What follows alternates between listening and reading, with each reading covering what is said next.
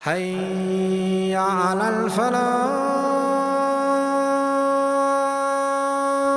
What is Allah going to reward you? My brother and my sister, this is now very personal now. Because Allah is talking to you. With all of these difficulties in dunya, throughout the 3 days, we've been trying to encourage you to become a better Muslim, to become a better Muslimah, to become someone that's, all of these things. But for why? What's the purpose? What's the payment? What is the reward? What is to happen, if I become the best Muslimah who's an active da'i, who's an active this and an active that? What's the reward? Allah says, if you are successful, if you pass, for you, I have prepared something. My reward to you is something no eye has ever seen, no ear has ever heard, no heart and no mind has ever imagined or contemplated. This is what I have prepared.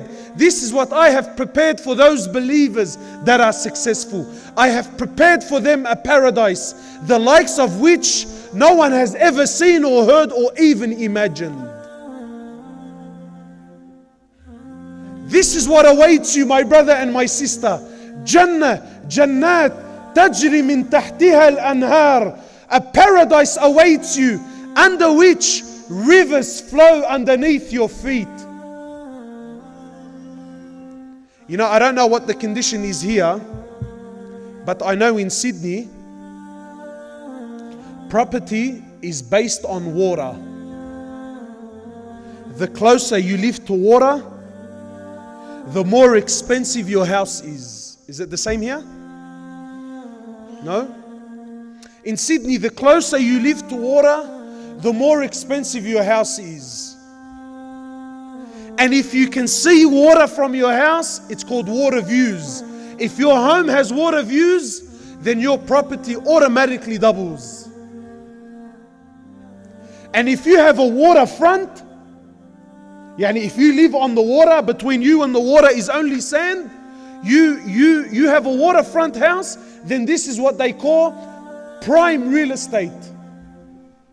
Allah doesn't tell you live on the waterfront. Allah says underneath your feet, underneath your houses, underneath your palaces, rivers flow. This is what I have prepared for my believers. This is what I've prepared for those that pass. And let me tell you, my brothers, wallahi, Jannah is of levels. And don't you for a minute think that those that are on the high levels are the same as those on the low levels. I'll give you an example. Has anyone here ever been on an aeroplane? Just raise your hand. Have you been on an aeroplane? Have you been on an international flight? Yeah? MashaAllah. I want to give you this analogy. Soon, I'll be leaving Oslo and I'll be flying to Sydney. Right? And I'm taking an Emirates flight. So you and I now, we're both jumping on the same aeroplane. We're jumping on an Emirates flight and we're going to Sydney. Technically, both you and I are on the same aeroplane. But I want to ask you, is the one that is sitting in first class, can he be compared to the one that's sitting in the back? You see, when you and I travel, or at least me anyway, when I travel, I sit in the back, usually next to the toilets. Right at the back. Economy. And usually when they take you into the aeroplane, how do they take you in? When you come to the airport, they ask you, so you flying business or economy? You say economy. They tell you, then line up with the sheep, inshallah. Come to the left. You look at the queue, ya Allah, you think, bro, this plane's gonna leave and we're gonna be still standing here. Look at the people. But those who fly business and first class, sir, ma'am, please, right this way. Right this way. You're worried, I'm 2-3 kilos overweight. He has 50 kilos over whatever he has, 50 kilos is the minimum of what He's allowed. Are they the same? Then when they take you onto the aeroplane, how do they take you in? They make you walk through first class and business class and tell you, sir, keep going straight down to the toilets, please. And they make you see the seats. You've seen the seats. You've seen the size of the TV screens. And you walk through and your heart burns. That for 14 hours I'm going to be smelling the toilets while this guy's reclining all the way back. But you and I can still both boast that, hey, I was on the Emirates flight with him. But can you really be compared? The food is not the same. The seats are not the same. Even the hosts are not the same. Have you noticed how they're always pretty in the front, and you get to the back, you think, Ya Latif, please don't serve me, man. I don't want to. Everything changes in dunya. What about what Allah has prepared for those who are on the high levels, man? You think they're the same? Wallahi, they're not. In Jannah, my brothers and sisters, I want you to think about paradise, because this is what drives us. In paradise, my brothers and my sisters, time will no longer exist. Allah says in Jannah, خَالِدِينَ فِيهَا أَبَدًا. In Jannah, my brother and my sister, you will live therein forever. Yani not 100 years, not 1,000 years, not 10,000 years, not 100. You will live therein forever. You will never, ever, ever die. Can you imagine that?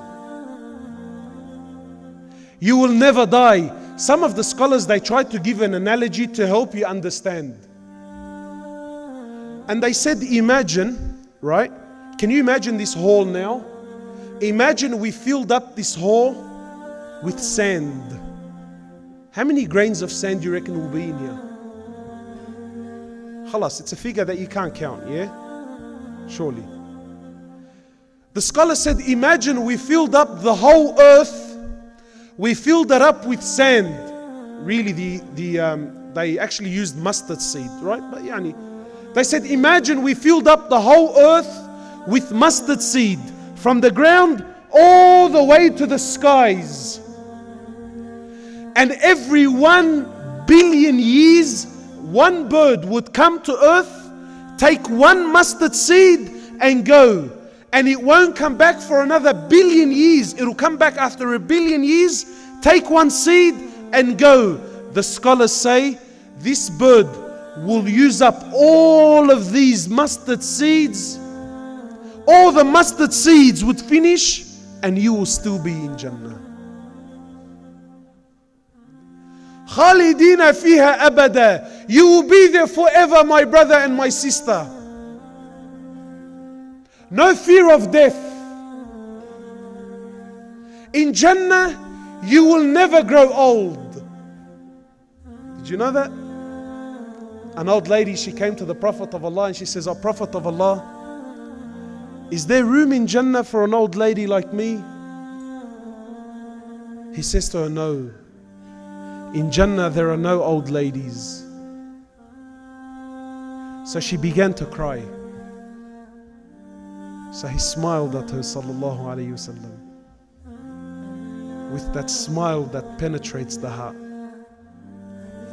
And he says to her, in Jannah, Allah will take you back to your youthful days and you will live forever in Jannah as a youth. In Jannah, my brothers and sisters, you will be the age of about 33 years old.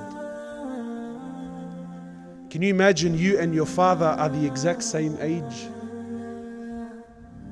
You and your mother will be the exact same age. And in Jannah you will be as tall as your father Adam, about 30 meters high.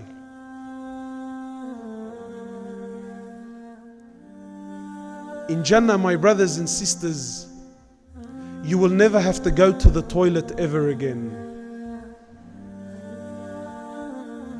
Imagine that.